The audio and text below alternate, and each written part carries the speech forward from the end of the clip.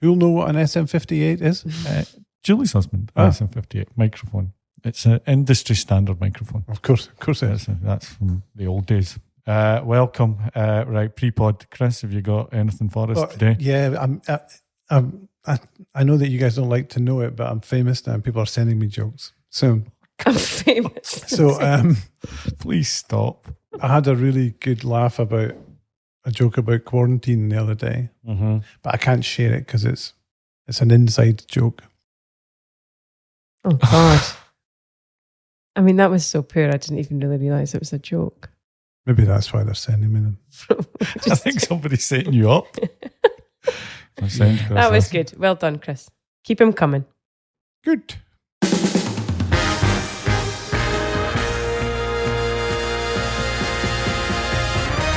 Welcome to The Good Roundup. Good is a brand consultancy in the UK, and we get together from time to time to talk about brand and the COVIDs and all sorts of other stuff that kind of jumps into our head. I am Stuart Steele and I work at Good, and I am joined by Chris Lumsden, who is founding partner at Good. Hey. And Julie Murdoch, who's managing director at Good. Hi. Hello. How are we today? Very well, thank you. Had a bit of a battle this morning, to be perfectly honest. What was the battle? Just things. Okay. Oh, really? But we're okay through it now. I was in the office early today. It was like the old days because I got in about 7:45, which because I had a meeting at 9. Right. I was like, this is like pre-COVID. What, being on your own in the office? In the office at 7:45.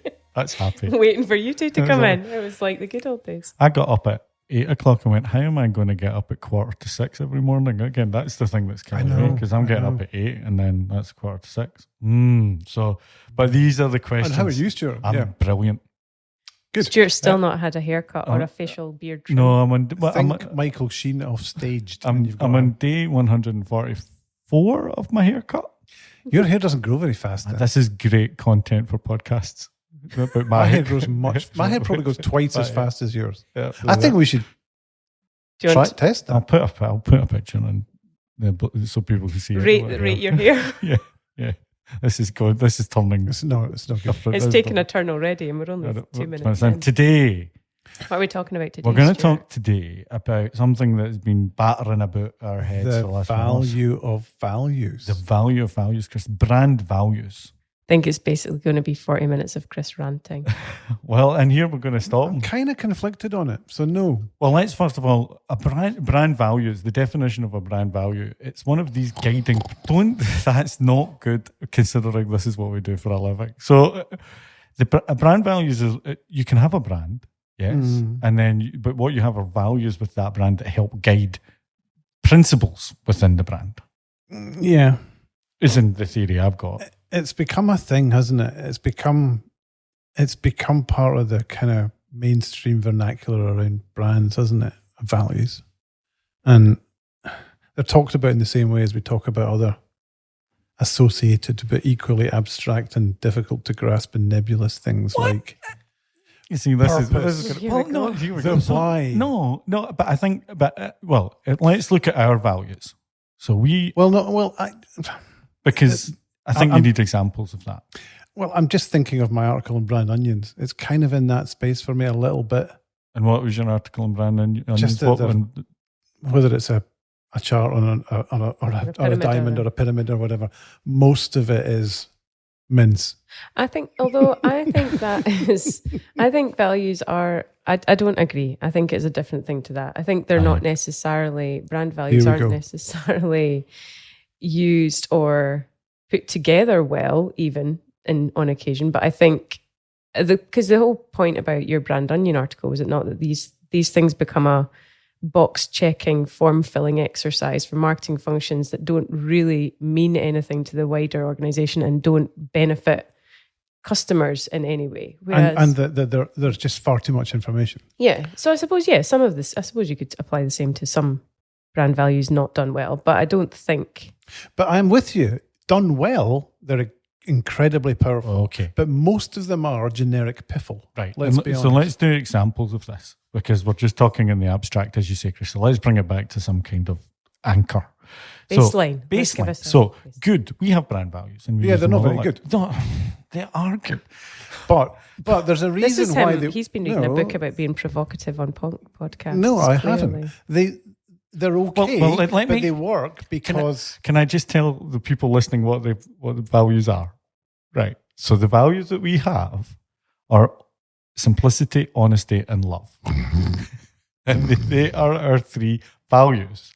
And I would say that on a day-to-day level, these are guiding principles, and there's a little bit of copy that sits underneath them that helps explain that, and they are internal 95% of the time. Although we plaster them all over our creds. But I'm prepared to back them, and I actually like them. I find them quite useful. They're not particularly distinctive. But, and let me just say this point, they work as a support function to our name. And our name provides a very clear handle on how to make decisions and how we've cultivated that internally as a cultural kind of tool. So I'm prepared to overlook that in that sense because we have a very powerful kind of crystallization of what we are and our personality and who we are in our name. If we didn't have that, I would be really worried. But from a branding perspective, I'm not particularly bothered by that because the name is where it's at. Kind of. I don't disagree because I do think we use probably our name is more use. Well, no, is it? Yeah, we use our name a lot in that. And when we're talking about does it feel, it's most basic, good? Does it feel like a good thing to do?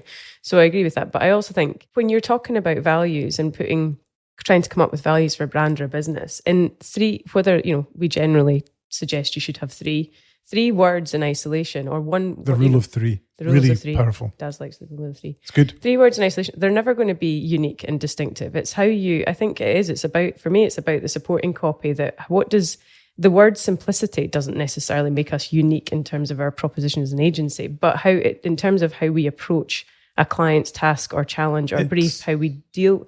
Are you going to let me finish, or are you just going to? No, I'm going to back you up because I believe that jumping in to add value to your point is a real strength in conversation. But what has happened today? What has happened? He's like, I do not know. It's like dealing with my son after a can of iron brew. I just get wound up by values a lot. But anyway, I think my point was going to be it's the collective. It's the collective. We talk about. I think I like the fact that our values are simple. That they are. One of the things we profess to be as a business is. Is one of our values. Is one of our values.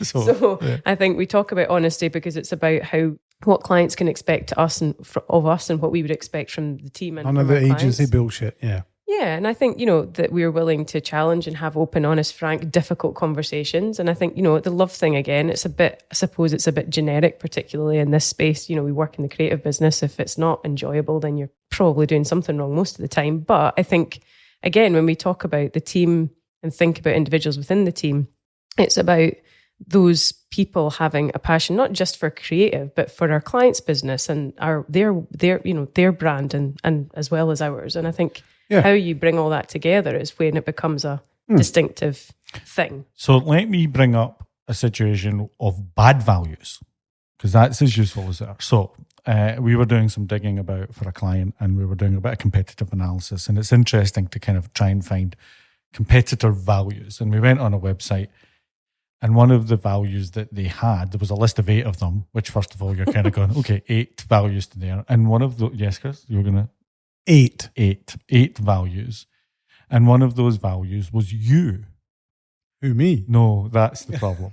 That was the value, you. And the supporting copy, to be fair, related to the customer, but it's very difficult. If you'd had a gun, you would have taken it and shot them. You kind of there. Now, the interesting thing is that there was a bit of discussion because there was a value called you, and it was like... it's just nothing. It's rubbish. You know what it's trying to imply, but it's bad.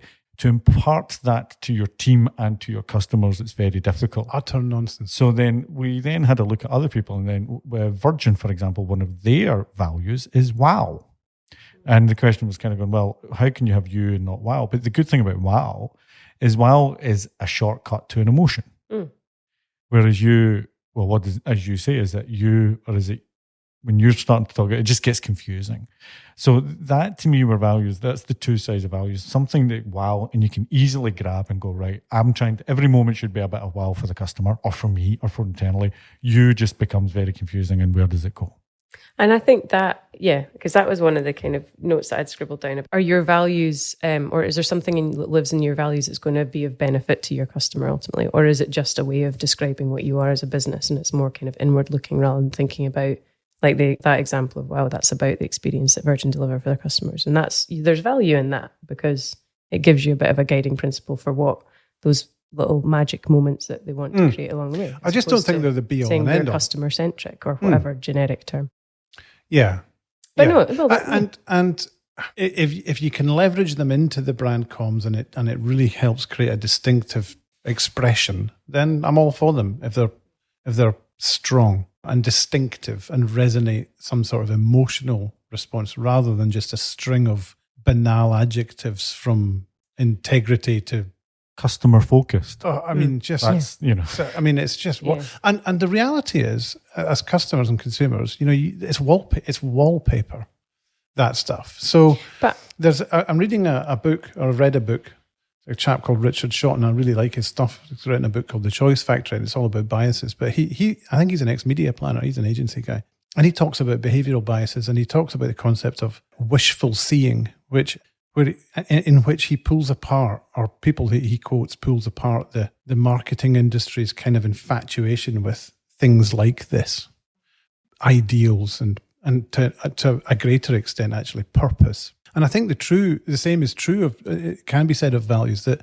and there's a quote in it that says that agencies are guilty of promoting theories of branding and marketing that they want to be true rather than ones that actually are. And the purpose of some of the criticism is that people say that the brands with really well-defined purpose are more successful than those that don't have a really successful purpose. And he was able to empirically prove that that's not the case. So I think we just need to be careful about it and use them in the right way and not make too big a claim around them. And in that sense, I'm all for it. I just think that a lot of it is badly done.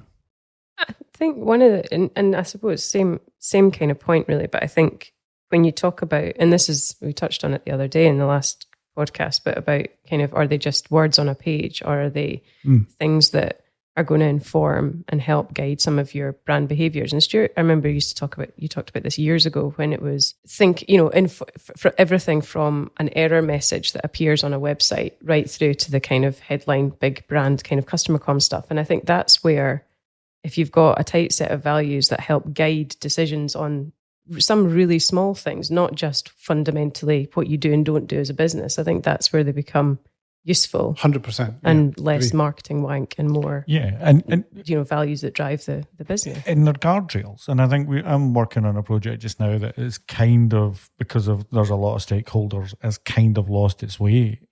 And what I am missing is actually values.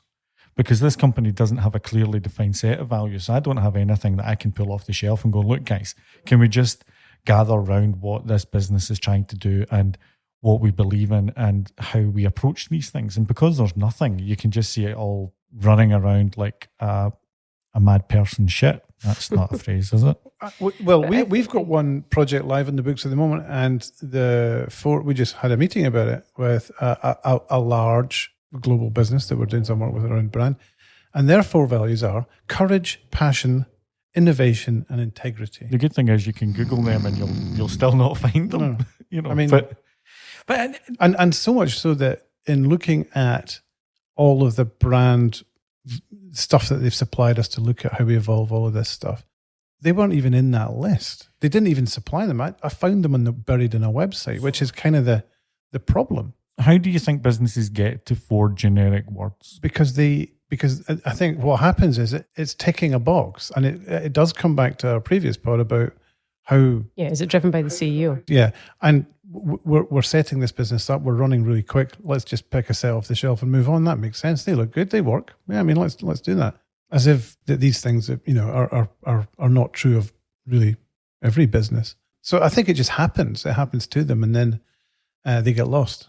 Because Darren, when we were talking about with that project, values and expanding those values, and he likes to use 2 words because they've become a bit more ownable. So it's compound.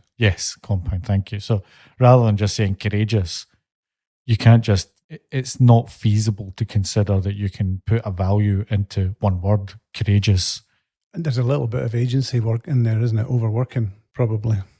Or underworking. One could even say, it's like let's look at the pictures and these are the guys. Look, this is courageous and everything else. So naively courageous. Courageous. Oh, yeah, a little bit of tension and attention. Yeah. So I think they're really, really useful, and I miss them when I don't have them. I agree. I think there's also, and I know we have talked about this in a few of the other podcasts, but it's not just from an internal point of view. And we touched on recruitment as on the last pod, and that in the context of brand leadership and why that was important. I think the same applies here about if you believe in the old Daniel Pink theory about what motivates people, that, that kind of sense of purpose and understanding what you're contributing and what you're, working for something that, has meaning, then I think and that might be, like you say, that you're working with a business that is at the cutting edge of technology, or it might be something that's more kind of humane driven, but the role that values have to play in attracting the right people with the right skill set within the business, I think is important. But again, that needs clear definition and an understanding of what they are and where they come from across the business, not just to live within a marketing document. Yeah. And I mean, it's that we've had clients who, when we show, first of all, our values are not plastered everywhere in our creds. They are one slide on our creds. It doesn't even have builds on it anymore. No, it took just them off. Took them off. Especially the italicized love as well. Took that off. I thought it was worse than that. If there's nothing worse than italicized love, let's be honest. It was just, so we've taken it. But what is nice is that because we don't necessarily, and I don't think we do, and we didn't with this client, push them. They're not on the site and things like that. But when we actually put them up and said, look, these are our values, this is what you should expect from us, the client went, that's exactly what we get from you guys. And that was lovely. And you kind of go, well, that shows that they do permeate through the business. And I admit, and I agree that good as a term, as an umbrella term that can filter down, and what does good mean? And these things is really useful. And we've also had occasions where we've presented that, one of the last pieces of brand work that you and the team presented, Stuart, it's a family-owned, family-run business. So obviously there's the, personal attachment to it. It's not just a big global corporate, but where the client was really emotional when we present. Now, the values came from work that, workshops that, or words that they had given us, I suppose. We reframe and feed back to them. But they were really emotional about how, it truly captured the essence of what their business is all about. So if they're right and done well, then they are. They hit home, don't they do. I just wish that sometimes we would explore, or organizations could be brave enough to explore some quite spiky words and strong words. Like there's nothing wrong with, what's wrong with saying that, you've got skepticism, or you're skeptical, instead of saying, yes, we're curious and inquiring or something. Or, you're impatient rather than constantly can do or driven. There's just words that I think can be much more meaningful and provocative, which are really powerful. It's the kind and I think people are scared of it. Well, it's probably the challenge around aspiration. And it's like we have to use aspirational words. So the words that you're using in context, and again, that's where the body copy, but in isolation, it's going to go, you're skeptical. I don't want to work with skeptical people. Now, you can use good that. Though, isn't it? Well, I work with skeptical people. So, a skeptical person. So someone who's had too much. What did he say, Chris? What did we agree Chris's values were? Not naive. No. Apathy, negativity, sarcastic, and skepticism. Yeah, I think that's pretty good. He's a well-rounded negative character. Okay. He's a well-balanced, high-functioning negative character. Negativity is underrated. Right. Well, anyway, let's not get off track. So I do like my values. I think they're good. When I don't have them there, I think when they're right and they're written well, Darren is a master at writing really good values. I do think they resonate. And I actually think they're more important than a mission. I think they, when you kind of get to that. Well, that's the thing, right? We work in this industry, and I know I wrote that thing about brand onions, but I do think there is so much bullshit written around some of that soft stuff that we get lost in. People don't know what it is. So what happens to it? It doesn't live. Lives in a jar. Correct. And I think that's where the one thing we should be brave enough to call it out. Yeah. It's shit. And I think I think it would be nice to think we could have a sort of some category conventions within our own industry of what these things, because and we've done it ourselves, to be fair, in the past, where we've, maybe been evolving some of the brand definition stuff, and you're like, what have we got here? You know, a mission, a vision, we've got purpose, we've got a brand promise, we've got a simple truth, we've got value. You know, it's like what role is each of these things playing? And you kind of have to, and well, back to our value of simplicity. How can we make this simpler for us as well as for, you know, the output? Yeah, and I think that's why there's a gentleman who I'm part of a group, Julian Cole, who runs the Dirty Planning Academy, Planning Dirty Academy. Maybe something to do with dirty planning, which is two of my favourite things. And it's a whole different business. And he's going on LinkedIn, and his thing is they are just now saying that, you know, brand personality is a lot of bollocks, and it is, you know, because that's where you get into all they're saying. Oh no, and archetypes and all this. Yeah, you know, I can't be arsed with all that. It just rips my knitting. But I do think if you were to take one thing out of all the stuff, you know, usage, like all these categories that you've got, I would take values day in, day out, because they're flexible enough to kind of move up and down and go, right, that is where we are. So I love values. I love it. Well, and this is again from this book, this piece, you know, he was saying that a lot of the popularity of this stuff and these statements and phrases and glamming them up, and we know people that do that and love it. The popularity is due to the motivations of the marketeers rather than what's beneficial for the brand in question. So it's like what they like doing. It feels really nice to flower up all that stuff. It feels great. Well, but you know what? It's a million miles away from when the cash till rings. Really? Yeah, and I think there's something you say. When you show the brand values, you're never, ever going to get a client going, "You're not courageous." No. Actually, no. No, we're not. I mean, it is a bit of tummy tickling. And I think that's where it's got to be. And that's, to me, where you've kind of got to get away from the tummy tickling. And that's where, when Darren uses two words, it's still very complimentary to the brand because it's got to be aspirational, but it does feel a little bit more personalised to the brand as opposed to courageous and innovative. Well, tell me one company that doesn't, no, we're not innovative. No, that's not us. We like to do things the way they've always been done. Customer focused. Fuck them. It's the sense of kind of the way it's positioned in a sort of contrived sense of positivity all the time. That's what rips my knitting, as you would say. You know, it's just. I don't mind it because I think it's aspirational rather than positivity. But I do think there is something. If you combine the two word with skeptically hilarious, I don't know, but you know, something which, you know, a negative and a positive, so it's got a bit more descriptive rather than that one word. That would be an interesting tack to take. Maybe we should do that. Well, and that's the thing. I think that they're used wrongly in the same way as people. When you meet someone, you don't say, "Hi, I'm Chris. I'm negative, apathetic, and really cynical." No, you'll get that in 5 minutes. But you'll get that correct. You'll get that the more time you spend with me. But so in the same way, brands need to do the same. So I think there's a misunderstanding of how these things are used. It's like, let's plaster them all over our marketing material. No, that's not how it works. You build towards people inferring those characteristics from you through the way you cultivate and curate your brand material. Yeah, although I would argue that we've probably seen more examples of those documents being written and stuck in a drawer than we've actually seen values plastered all over marketing materials. I think we see the opposite more than we see it kind of being used. They're on websites quite a lot, aren't they? Yeah, possibly. About us. Yeah. Well, and politely tucked away. It's good for me because, you know, it's like, well, we've got to put that there. So it's good for me because I can then dig in and go pshaw, you know, into that. But as Mr. Coulson says, who's marketing at Residio, you know, like people saying, you can't call yourself these names. You can't call yourself, this is a cool product. You can't say it's a cool product. People have got to decide it's a cool product. And so it's almost, you can't say it's innovative. You've got to demonstrate it's innovation, and then people will put that tag onto you. Well, you've got to care first about the product.